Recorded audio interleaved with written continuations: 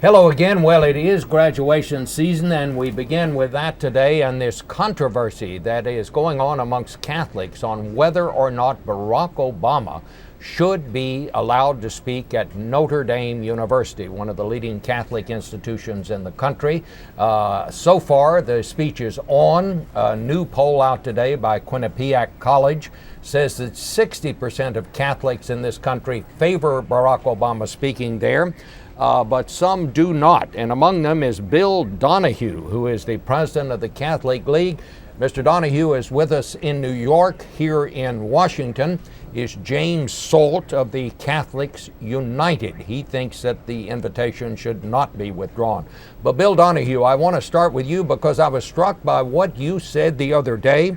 You said Notre Dame giving an honorary degree to Barack Obama would be the same as if the African American University Howard gave a degree to David Duke, the former head of the KKK. That's pretty strong talk. Yeah, and President Obama is pretty strong on abortion, isn't he? When he was in the Illinois State Senate, he supported selective infanticide. He's against the Supreme Court decision banning partial birth abortion. He has a 100% voting record with NARAL. He told Planned Parenthood that the first thing I'd do as president, if it came to his desk, would be to sign the most draconian, sweeping pro-abortion law ever proposed, the Freedom of Choice Act. He's worked against the health care rights of people who say, I think it's morally repugnant to do certain procedures. Now, this is a man who I don't think it's possible to find somebody who's a greater champion of abortion rights. He's diametrically opposed to the Catholic Church's teachings on an issue which we consider to be intrinsically evil. That's why you have 74 bishops and about 75% of the Notre Dame alumni and people like myself saying, yes, let the man speak. He is the President of the United States. He should be given an opportunity to debate, to speak in a symposium as a panelist and a discussant. I separate myself from those people who say he has no role to play on the campus. All right. My problem is not speaking. He should not be given an honor. All right. Well, we're going to let the other side of this story come from one of your fellow Catholics, the head of Catholics United, or I should say the head of the communications for them, James Salt, who's with us. So thank you. Take it step by step. Well, yeah, thank you, Mr. Schieffer. We believe that the attacks on Notre Dame are really being orchestrated by those who'd like to make cheap political points rather than address the serious moral challenges facing our country today, which, including abortion, also includes war, torture, poverty, all threats to human life and dignity. Well, I know that Notre Dame did give an honorary degree to George Bush, and he is for the death penalty. That's right. And not How only does this different from that? Not only did he support it, but while he was governor, the state of Texas executed 152 people. No small thing to do as a governor of Texas. Furthermore, when President Bush spoke at St. Vincent College just as recently as a year ago, there was no comment from the Catholic League about President Bush's position on torture, which the Catholic Church teaches is, yes, an intrinsic evil. All right, so Bill Donohue, your response to that? Well, if he wants to make the case that George Bush is in favor of torture, he can. I think that's a despicable position. George Bush was a brave and honorable man, as is President Obama, and I think it's wrong to say that he's in favor of torture. Regarding the death penalty, it's not intrinsically evil. The Catholic Church is presumptively opposed to it. That is to say, it leaves the door open in certain limited circumstances. Well, the now, Pope's listen, against it, isn't he? He's no. The Pope is not uniformly, absolutely opposed to the death penalty. Nobody in the Catholic hierarchy, the magisterium of the Church, or the Catholic Catechism.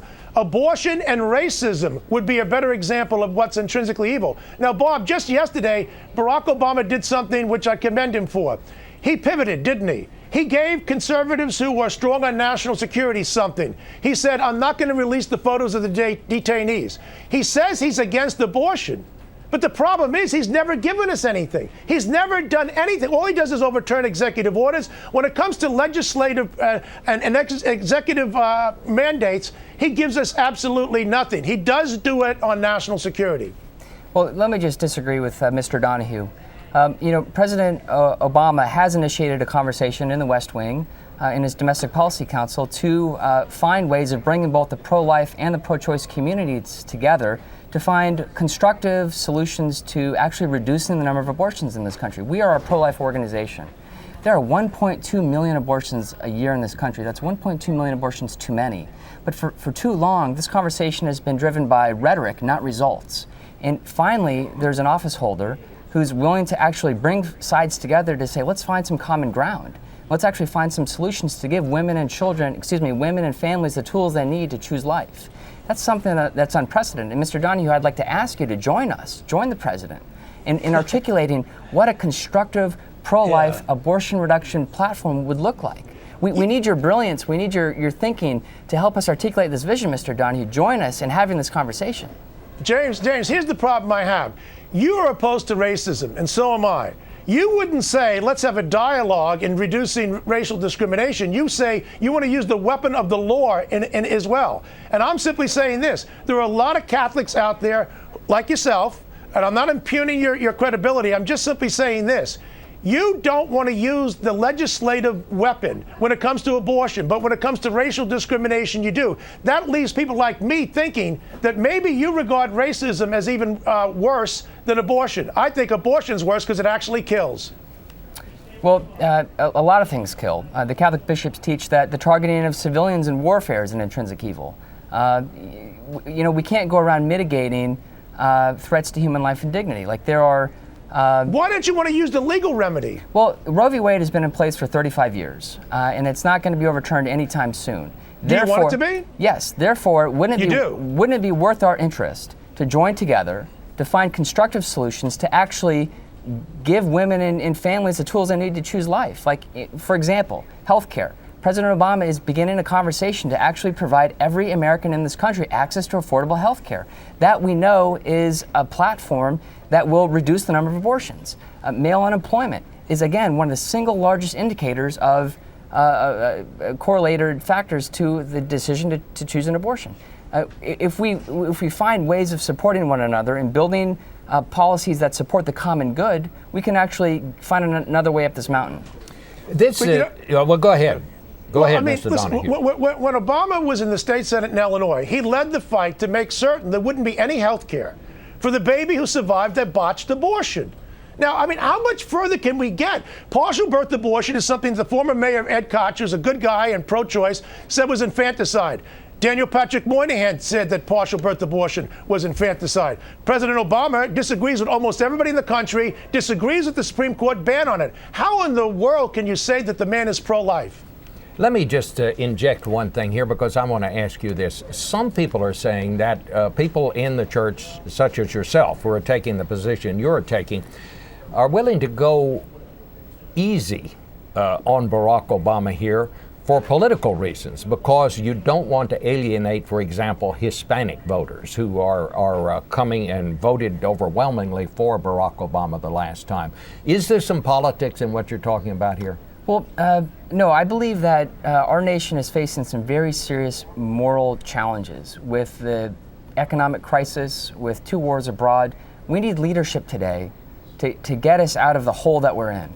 And we need leadership that we believe President Obama can give us to actually bring some moral clarity back to our foreign policy and to help figure out how the most vulnerable are going to be protected in the economic meltdown that we're going through. So it's not just a question of simple politics. It's a question of where are we today as a nation. We're facing some very serious challenges. We need the leadership today more than ever. And I'll close with you, Mr. Donohue. Is this an argument over morality or is this an argument over politics here?